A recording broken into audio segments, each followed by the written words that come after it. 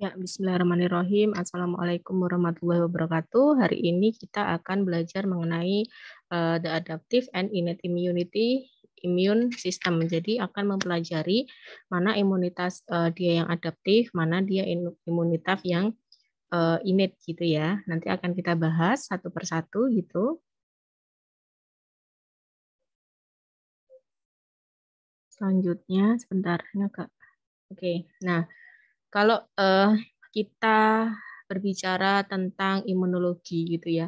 Imunologi itu dia itu ilmu yang mempelajari tentang imunitas atau kekebalan akibat adanya rangsangan molekul asing dari luar maupun dari dalam tubuh hewan atau manusia, baik yang bersifat infeksius maupun non-infeksius gitu. Jadi ada antigen masuk ke dalam tubuh kita gitu ya.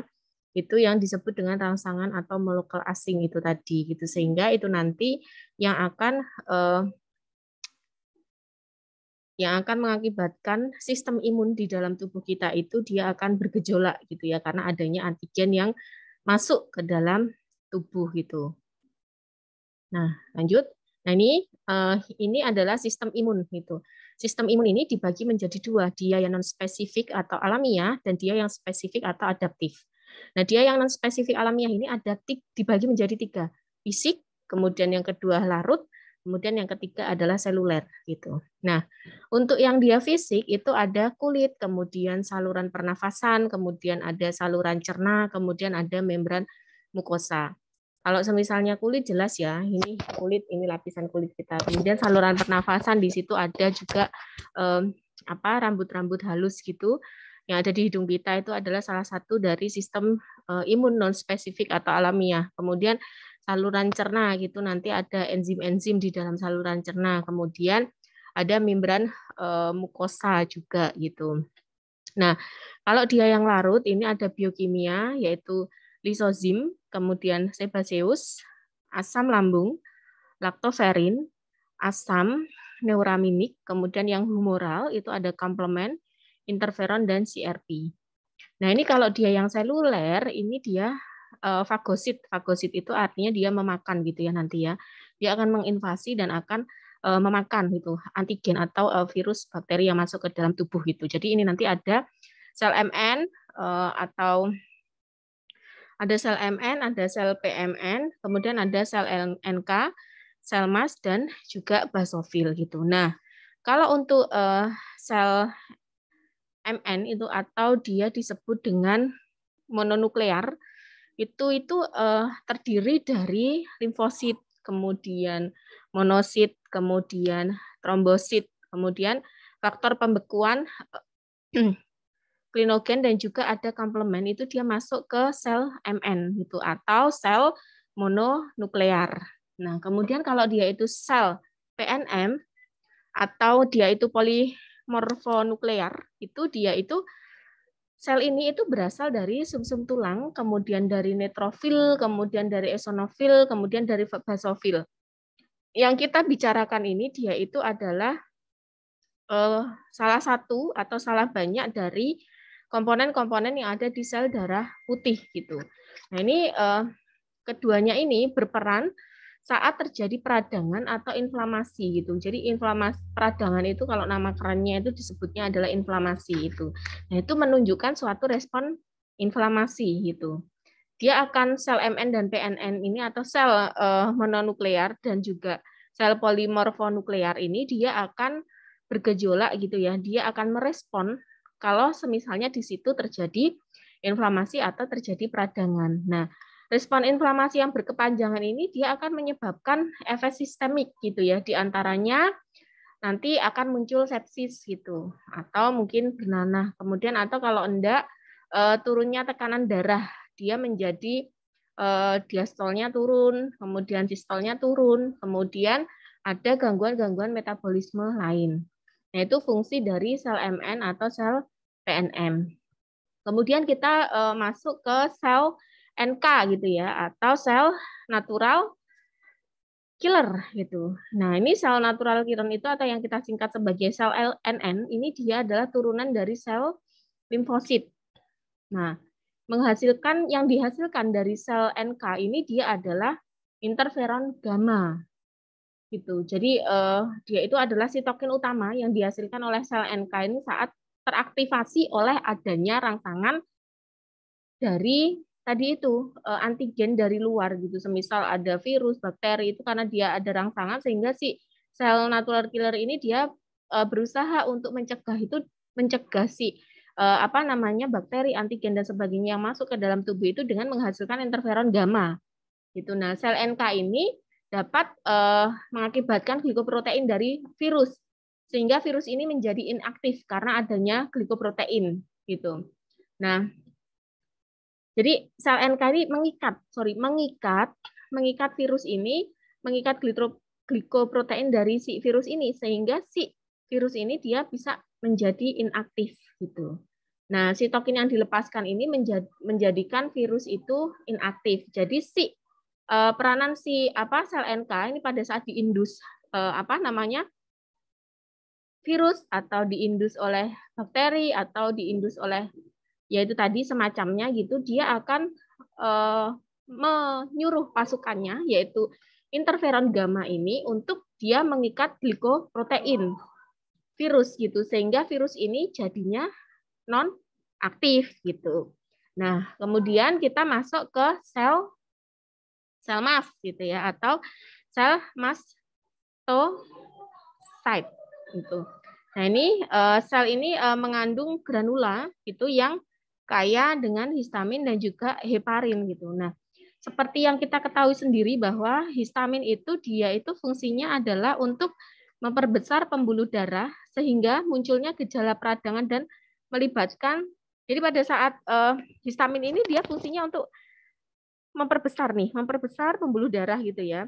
Sehingga bisa menjadi atau bisa muncul gejala peradangan dan nanti ini bisa melibatkan si neutrofil dan makrofag gitu yang akhirnya akan datang ke peradangan itu kemudian akan membunuh bakteri-bakteri atau virus yang ada di situ gitu. Nah, sel mastocyte ini dia itu sering berada di jaringan dan membran mukosa. Itu berkaitan dengan adanya alergi dan juga anafilaksis itu dia berhubungannya dengan sel MS itu atau sel mast atau sel mastocyte gitu.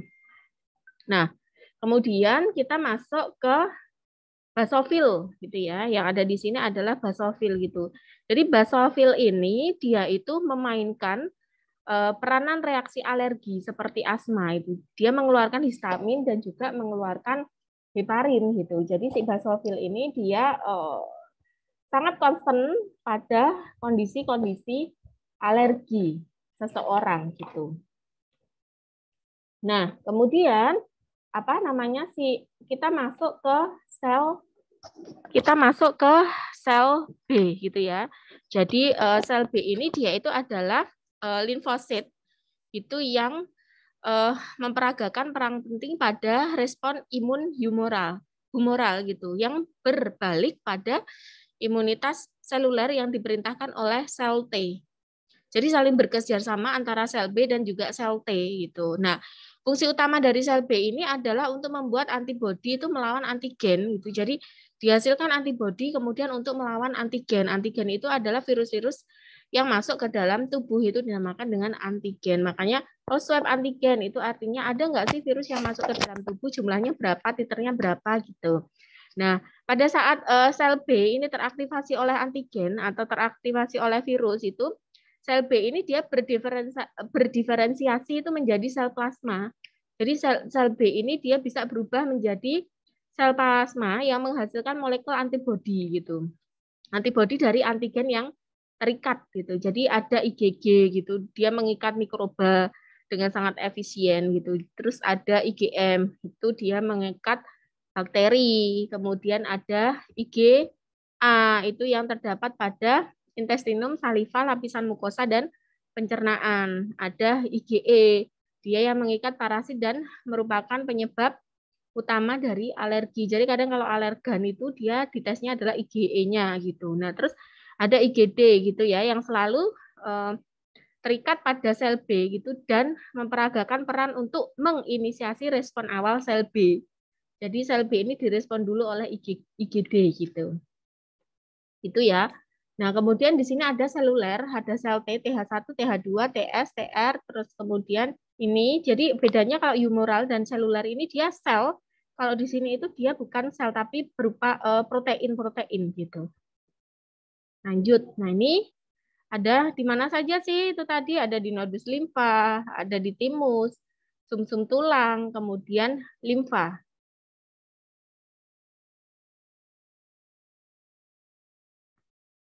Nah, sistem imun non-spesifik atau pertahanan fisik, kimiawi, dan biologis ini dia tersebar di seluruh tubuh. Kemudian dalam sumsum tulang, ada di dalam sumsum tulang, kemudian ada di dalam timus, ada di dalam darah, ada di kelenjar getah bening, ada di limfa, ada di sel nafas, ada di saluran cerna, ada di saluran perkemihan. Berasal dari sel prekursor multipoten dalam sumsum tulang. Nah, kulit ini dia itu sifatnya adalah barier kimiawi dan juga flora bakterial gitu. Kemudian saluran pernafasan ini ada membran mukosa, ada epitel bersilia. Gitu ya. Kemudian membran mukosa ini ada barier fisis dan juga barier kimiawi. Saluran cerna ini ada membran mukosa, asam, basa, dan juga flora bakterial. Ini masing-masing ini dinamakan dengan sistem imun non spesifik. Kenapa dia disebut sistem imun non spesifik gitu? Karena dia tidak ada memori tersendiri. Berbeda kalau dia sistem imun spesifik, dia ada memorinya gitu. Memori. Jadi semisal sekarang dia diserang itu ya influenza gitu ya, semisal sakit influenza. Dia sudah membaca di memori, oh virus influenza itu seperti ini, seperti ini, seperti ini. Komputer atau prosesor yang ada di dalam tubuh manusia itu sudah membaca. Kemudian pada saat dia terserang lagi influenza, oh dia sudah mempunyai memori dulu tuh, zaman dulu tuh, pada saat dia sakit influenza. Di sakitnya yang ini biasanya gejalanya akan lebih ringan karena dia sudah bisa mengantisipasi dari memori yang ada dulu. Oh ini itu proteinnya ini sehingga bisa dihalau dulu di pasukan dari imunitas itu dia bisa menghalau dulu sehingga dia tidak tambah parah gitu. Itu bedanya yang sistem imun non spesifik dengan sistem imun spesifik gitu. Pembedanya adalah adanya memori tersendiri itu tadi. Sehingga kalau misalnya orang-orang yang diberikan imunisasi dia itu masuknya ke imun spesifik gitu. Karena dia mempunyai memori gitu. Nah, nih, respon imun spesifik ini terdiri dari sistem humoral diperankan oleh limfosit B. Rangsangan antigen akan menyebabkan sel B berproliferasi dan berdiferensiasi menjadi sel plasma. Ini tadi sudah saya terangkan di depan gitu ya. Jadi sel B ini dia itu berupa sel plasma gitu ya yang membentuk antibodi itu pertahanan terhadap bakteri ekstraseluler dan netralisil toksin. Kemudian sistem seluler atau cell mediated immunity atau CMI diperankan oleh limfosit T atau TH, TS, TDH, dan TC. Ini pertahanan terhadap bakteri intraseluler, kemudian virus, jamur, parasit, dan juga keganasan. Keganasan contohnya apa? Kanker gitu.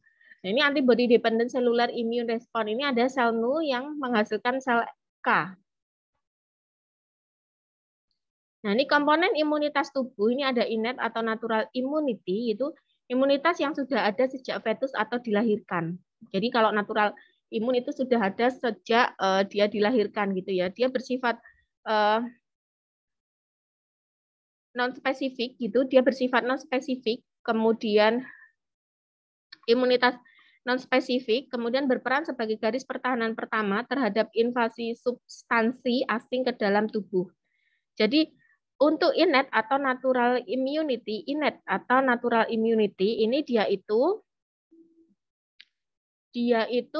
berperan dulu sebelum si adaptif ini dia bekerja gitu.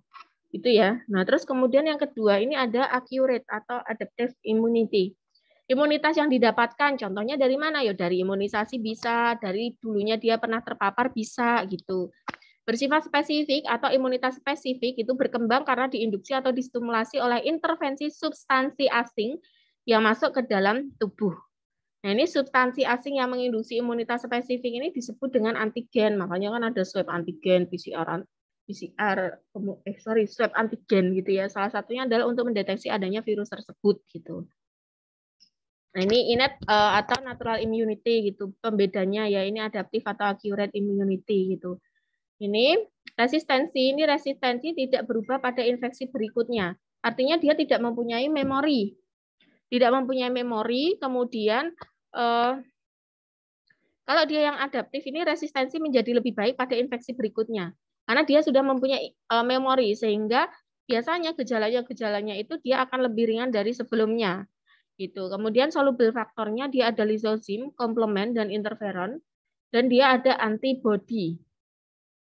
Itu. Terus kemudian selnya itu epitel permukaan dan mukosa fagosit sel NK, ini ada limfosit T. Kalau ini berupa sel, benar-benar berupa sel gitu ya, limfosit T. Patogen atau infeksius agen ini bila mengintervensi tubuh mula-mula akan berhadapan dengan elemen sistem imun natural atau innate. Bila sistem imun natural dapat dirusak, patogen akan berhadapan dengan sistem imun adaptif. Jadi pasukan yang paling awal itu adalah yang alami dulu, dia yang innate. Gitu. Baru setelah itu akan berhadapan innate tidak bisa bertahan, maka dia akan berhadapan dengan imun adaptif. Bereaksi secara spesifik untuk mengeliminasi dan menghancurkan patogen. Sistem imun adaptif ini menghasilkan imun memori, di mana dia memberi reaksi sejenis yang lebih baik pada infeksi atau intervensi patogen yang sama berikutnya. Itu. Elemen atau unsur yang terlibat dalam innate immunity ini permukaan luar tubuh, epidermis kulit ini adalah barrier efektif untuk mencegah penetrasi mikroorganisme. Kemudian mukosa nasofaring, saluran pencernaan, saluran pernafasan, dan genitourinarius dilengkapi barrier fisik, silia, dan kimia, enzim untuk melawan atau menghambat masuknya mikroorganisme. Nah, fagosit, sel yang memfagosit mikroorganisme atau partikel yang melewati epitel. Sistem retikuloendotelial ini diproduksi oleh sel-sel primordial atau stem cell dalam sumsum tulang. Itu diantaranya adalah sel makrofag dalam jaringan, neutrofil, dan monosit dalam darah. Nah, ini kalau misalnya ada beberapa ini, maka sel makrofag dalam jaringan ini, neutrofil, dan monosit dalam darah ini dia akan memakan atau melisis patogen-patogen yang masuk ke dalam tubuh. Nah, ini kemudian spesifik atau accurate immunity, ini imunitas yang didapat karena induksi dan pemaparan exposure pada substansi asing atau antigen. Sifat dasar imunitas spesifik ini dia menghasilkan imun memori tadi. Imun memori, kemudian memberikan respon lebih efektif pada infeksi yang sama di infeksi berikutnya. Gitu. Prinsip dasarnya adalah vaksinasi. Ini menghasilkan respon yang fokus pada antigen yang menginvasi tubuh dan mengeliminasinya, meningkatkan kapasitas protektif innate immunity. Nah, ini imunitas spesifik ini diperankan oleh dua sistem imun. Yang pertama adalah imunitas humoral, dibawakan oleh molekul protein serum yang mengenal dan mengeliminasi antigen bebas. Tidak terikat atau bukan bagian dari sel, disebut sebagai antibody. Nah, makanya tadi imunitas humoral itu tuh dia itu bukan sel gitu, tapi dia bebas gitu karena bersifatnya adalah antibody. Mengikat dan bereaksi dengan antigen secara spesifik. Jadi paham ya kalian kalau misalnya dulu ada swab antigen, swab antigen, kemudian ada pemeriksaan antibody gitu. Nah, itu antibodinya ini memorinya yang sudah dibaca dari virus yang masuk ini ada nggak sih di dalam tubuhnya? Nah, itu kan dulu kan kita ada ya screening COVID itu dengan antibody, kemudian setelah antibody menjadi antigen, kemudian setelah itu gold standarnya itu ada PCR gitu. Nah, ini salah satunya itu tadi gitu, antibody. Kalau semisalnya orang itu sudah terpapar COVID, ada antibody di dalam tubuhnya. Nah, itu yang dibaca. Gitu. Atau kalau enggak tadi antigen gitu, ada enggak antigen atau virus tersebut masuk ke dalam tubuhnya. Gitu. Yang kedua adalah imunitas seluler atau cell mediated immunity. Dibawakan oleh sel limfosit T, mengenal antigen di permukaan sel atau antigen non-self dan menghancurkan sel yang mengekspresikan antigen tersebut. Nah, pertahanan spesifik atau cellular immunity ini dilakukan oleh leukosit dengan cara fagositosit. Sel PMN, monosit, makrofag, sama limfosit tadi itu. Nah, pertahanan spesifik atau humoral immunity ini dilakukan oleh antibodi dan antitoksin, menahan serangan mikroba maupun terhadap toksiknya. Spesifik ini artinya antibodi untuk melawan mikroba tertentu hanya bisa menahan serangan mikroba tertentu pula gitu. Jadi bedanya nih ya tadi yang spesifik dan non spesifik itu kalau dia yang spesifik dia itu yang apa? Sebentar. Nah, tadi sampai mana ya? Nah, ini. Sudah. Ini sudah. Ini sudah. Nah, ini serangan mikroba maupun terhadap toksiknya. Jadi pembeda antara non spesifik dan spesifik ini, kalau ini itu dia lebih diperankan oleh makrofag. Jadi dia melisis dengan memakannya. Kalau di sini ini dia spesifik ini dia dilakukan oleh antibodi dan antitoksin gitu. Jadi kalau misalnya apa namanya ada makanya kan kita kan suka dengar badai sitokin gitu ya. Badai sitokin itu terjadi kalau misalnya dia itu membaca bahwa itu adalah patogen di dalam tubuhnya itu gitu, sehingga ada banyak sekali sitokin dia itu yang keluar gitu. Nah, sitokin itu adalah salah satu dia yang keluar karena adanya proses peradangan itu tadi. Nah, kemudian diperankan oleh antibodi, protein yang terdapat dalam serum dan cairan tubuh mamalia itu merupakan fraksi gamma globulin yang disebut dengan imunoglobulin. Diproduksi dan disekresi oleh limfosit B yang distimulasi antigen atau sensitized B lymphocyte gitu, sehingga berubah menjadi sel plasma. Berfungsi sebagai efektor untuk mengikat antigen yang bebas, tidak terikat atau merupakan bagian sel, menetralkan atau mengeliminasinya dari dalam tubuh. Hal-hal yang membuat mikroba ini susah masuk jaringan tubuh menjadi tidak berdaya gitu ya. Sistem imun terbagi menjadi dua, yaitu sistem imun tadi sudah. Nah ini humoral komponen gitu, ada komplement itu mekanismenya itu dia melisis bakteri dan beberapa virus opsonin, kemudian mengincrease in vascular permeability, dia meningkatkan gitu vaskuler, kemudian merekrut dan mengaktifasi fagosit sel. Kemudian koagulasi sistem dia meningkatkan vaskular permeability sama dia meningkatkan vaskular, membuka vaskular gitu, melebarkan vaskular, kemudian merekrut fagosit sel dan bilisin ini dari platelet, kemudian sationik deterjen ini. Jadi dia hampir-hampir sama mekanismenya, itu dia melebarkan vaskular, kemudian merekrut fagosit sel gitu untuk memakan fagosit itu sel-sel tadi yang dianggap dia itu sebagai patogen gitu ya. Kemudian lactoferrin dan transferrin ini compete with bacteria for iron gitu. Kemudian lysosim ini breakdown bacterial cell walls gitu. Jadi dia membreakdown dinding gitu sel bakteri gitu. Kemudian sitokin ini various efek dari adanya tadi proses-proses fagosit dan sebagainya. Nah, ini ada neutrophil ini memfagosit dan intracellular killing inflammation dan tissue damage gitu. Kemudian dia itu neutrophil ini memakan dan juga dia itu mengakibatkan perlukaan pada jaringan gitu ya. Kemudian makrofag ini memakan dan mematikan gitu ya. Kemudian extracellular killing of infected or altered self target. Kemudian tissue repair, antigen presentation for specific immune response. NK cell ini killing of virus infected and altered self target. Kemudian eosinophil ini killing of certain parasit. Ini ada tugas-tugasnya sendiri gitu ya. Virus, NK cell, eosinophil, oh dia parasit. Nah, ini sel T dan sel B. Limfosit adalah sel darah putih kecil yang bertanggung jawab untuk meningkatkan respon imun secara efektif terhadap antigen. Sel ini mempunyai dua tipe, yaitu sel T dan sel B. Pematangan sel T dan sel B ini di sumsum tulang belakang, meskipun pematangan sel T ini juga tergantung dari timus. Jadi kan ada ya, yang ada di gambaran depan itu ada timus, kemudian ada sumsum tulang, dan sebagainya. Nah, ini sel B pada saat distimulasi oleh antigen, maka sel B akan merespon dengan cara sekresi antibodi terlarut atau soluble antibodi. Soluble itu dia terlarut gitu. Yang mampu mengikat antigen spesifik yang dikenal dengan imunitas humoral. Humoral immunity. Nah, sedang sel T ini dia bertanggung jawab dengan cara membangkitkan sel asosiasi imun lainnya. Imun asosiasi sel, jadi dia yang memanggil gitu ya, atau langsung kontak dengan antigen yang biasanya berupa sel asing, virus, atau sel kanker. Respon ini dikenal dengan imunitas seluler atau cellular immunity. Dia membangunkan sel-sel gitu ya untuk membantu melawan benda-benda asing atau patogen gitu tadi yang dianggap asing oleh tubuh.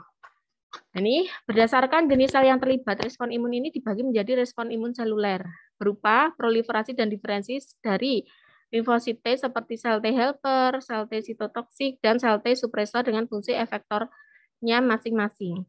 Sistem imun humoral ini berupa proliferasi dan diferensiasi sel B menjadi sel plasma yang akhirnya akan memproduksi antibodi. Antibodi akan mengikat antigen yang masuk untuk membentuk kompleks yang mengaktifasi komplement atau sebagai autorin terhadap berbagai sel fagosit seperti neutrofil dan sel K. Tipe atau subset sel B dan sel T ini sulit dibedakan secara mikroskop.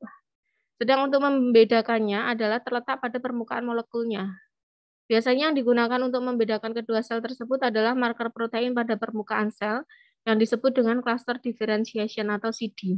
Jadi ada markernya gitu ya, sehingga bisa dibedakan gitu. Ini marker apa yang ada di sel B, marker apa yang ada di sel T gitu. Nanti ada pembedanya. Nah, marker protein yang dijumpai pada semua sel T adalah CD3. Jadi kalau misalnya di marker kok yang ketemu CD3 artinya dia adalah sel T. Kecuali sel T supresor dan sitotoksis, marker proteinnya adalah CD8, sedangkan sel T helper ini marker proteinnya adalah CD4. Dan pada sel B, marker proteinnya adalah imunoglobulin M permukaan atau surface IgM yang tidak dijumpai pada sel T. Gitu. Jadi ini semua adalah marker-marker pembeda antara sel B dan sel T karena memang cukup sulit gitu ya membedakannya.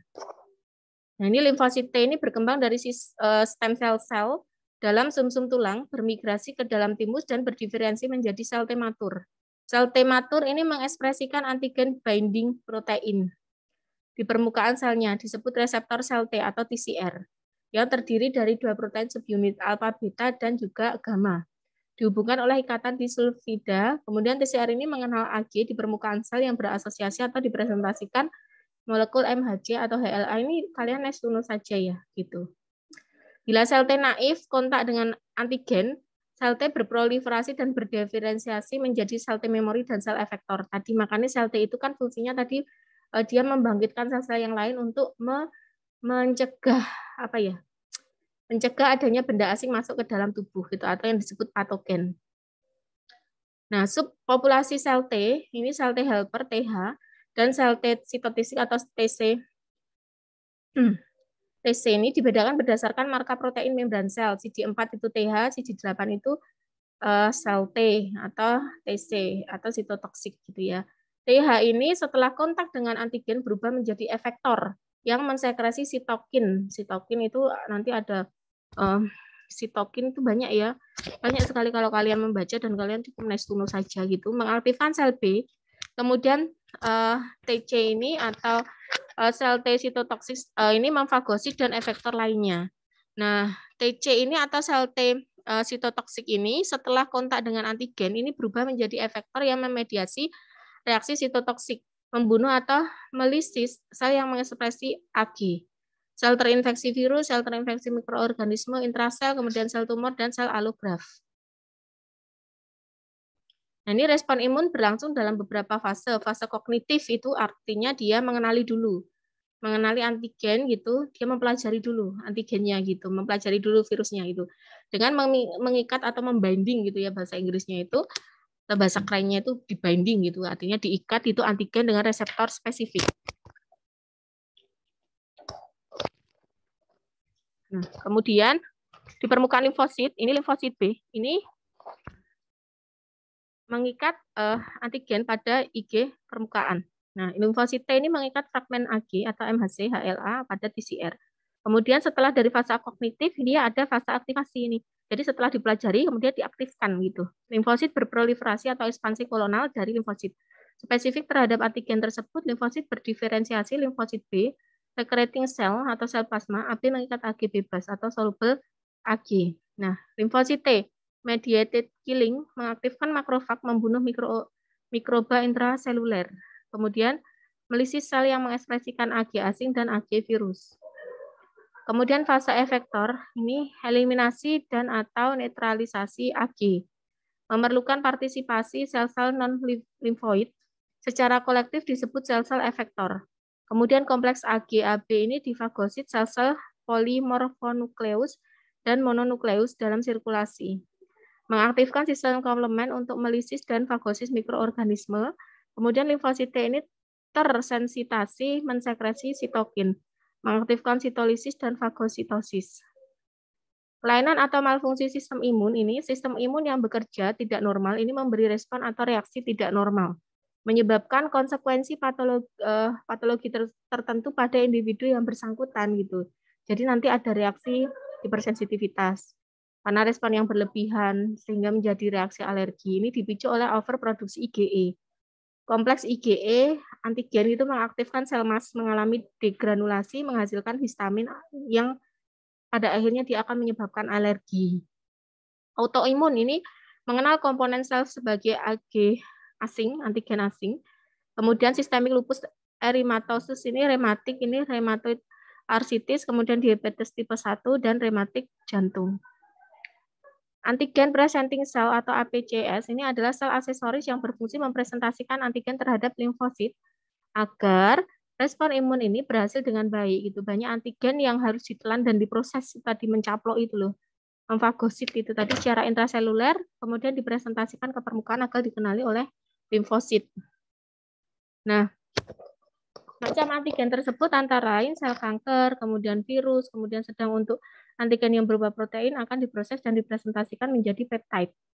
Jenis sel peptide atau protein gitu ya. Jenis sel yang dapat bertindak sebagai antigen presenting cells itu atau APCS itu antara lain makrofag, kemudian sel dendrit, sel B dan sel Langerhans ini yang memakan gitu. Prosesnya adalah memakan. Kalau sel B tadi menghasilkan antibodi. Nah, ini respon imun terhadap antigen tergantung dari tipe antigen dan macam partikel yang berinteraksi.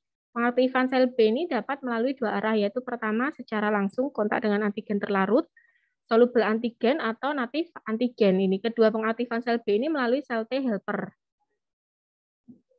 Nah, ini gambarnya atau ini imajinasinya gitu ya. Ini antigen recognition ini efektornya. Jadi tadi limfosit B ini di sini ada limfositnya, kemudian ini dia akan aktif karena ada mikroba gitu. Nah, setelah itu kan dia ditelan nih. Ditelan efektornya ini loh, rekognisinya antigen ini dia mencoba tadi kognisi atau mempelajari dulu gitu. Mempelajari kemudian mikrobanya ini mulai ditelan ini.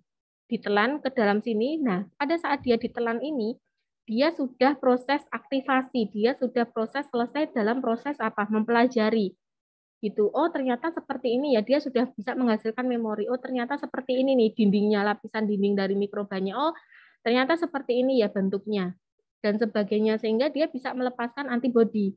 Gitu. Ini antibodinya terlepas. Jadi pada saat mikroba atau patogen itu dia masuk antibodinya ini dia sudah mulai bisa menjadi pasukan gitu. Sehingga kenapa kadang influenza kadang penyakit ini ya, apa ya contohnya ya?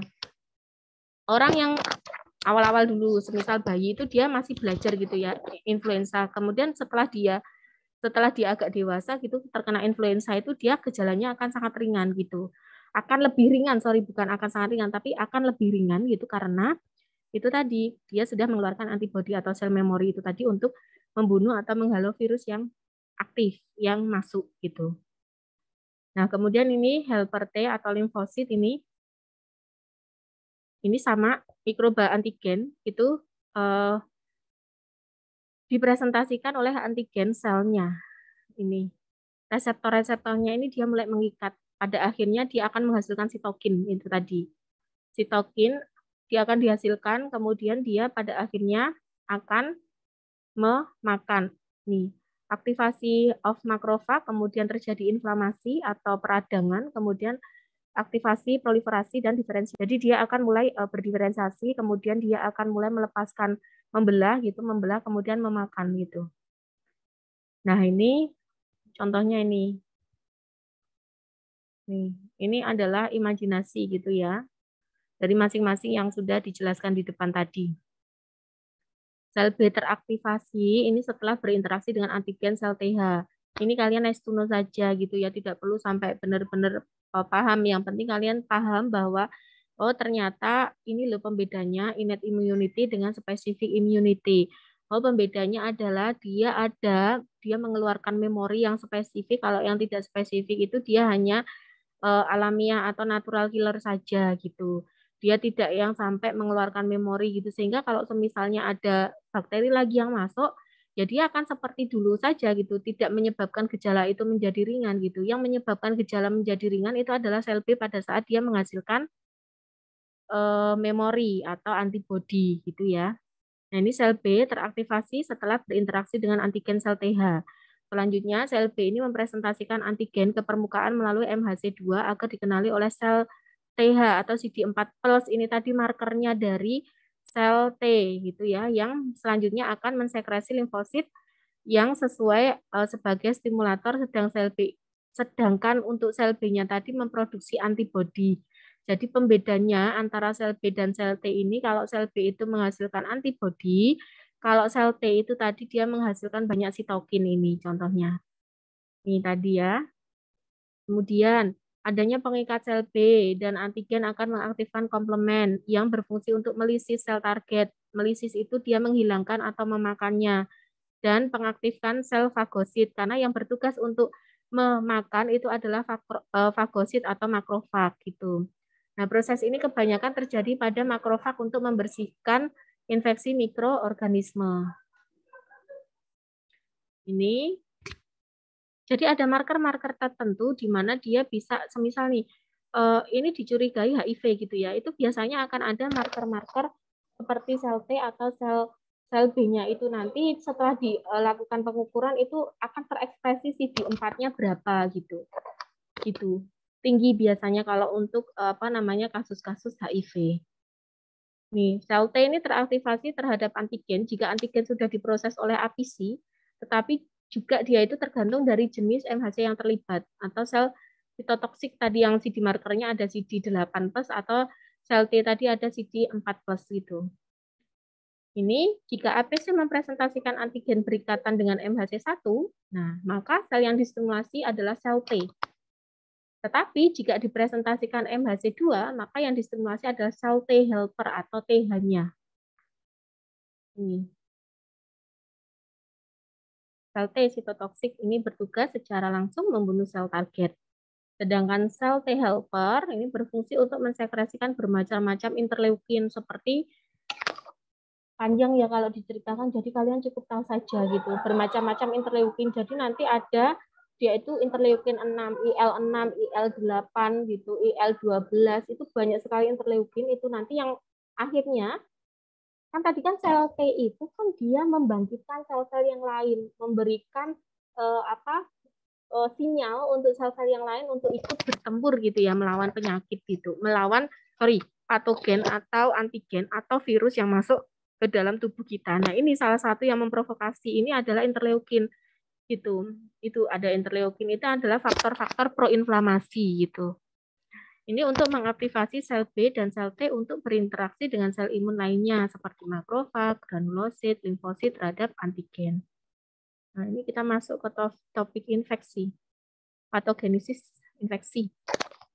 Ini meliputi proses infeksi hingga mekanisme timbulnya tanda dan gejala penyakit. Infeksi ini disebabkan oleh mikroorganisme patogen. Patogen itu apa ya tadi sudah kita jelaskan ya. Ciri-ciri mikroorganisme patogen yang pertama mempunyai kemampuan untuk menular, kemudian melekat pada sel inang, menginvasi sel inang dan jaringan, kemudian mampu untuk meracuni, kemudian mampu menghindari dari sistem imun. Lanjut, penularan infeksinya. Mengapa ada penyakit yang lebih mudah menular? Tergantung pada sumber infeksi, mudahnya transmisi dari sumber ke herpes. Gitu. Kemudian, ini sedikit saja ya, karena yang kita bahas itu dia lebih spesifik ke imunitas. Gitu. Kenapa tidak semuanya itu infeksi? Ya tergantung dari virulensi mikroorganismenya, jumlah mikroorganismenya, daya tahan tubuhnya. Gitu. Nah, ini penyebab infeksi, bakteri gram positif, bakteria, bakteri negatif, mikoplasma gitu, virus, DNA, RNA, jamur, superficialis, dan profunda, parasit, protozoa. Ini. Thank you ya, terima kasih ya. Ini ada banyak ya jenis-jenisnya ini yang disebut dengan patogen itu tadi atau yang disebut dengan patogen yang masuk ke dalam tubuh yang disebut dengan benda asing gitu. Ya, thank you. Terima kasih. Kuliah pada hari ini sudah selesai. Semoga bermanfaat. Saya akhiri. Billahi taufiq wal hidayah. Wassalamualaikum warahmatullahi wabarakatuh.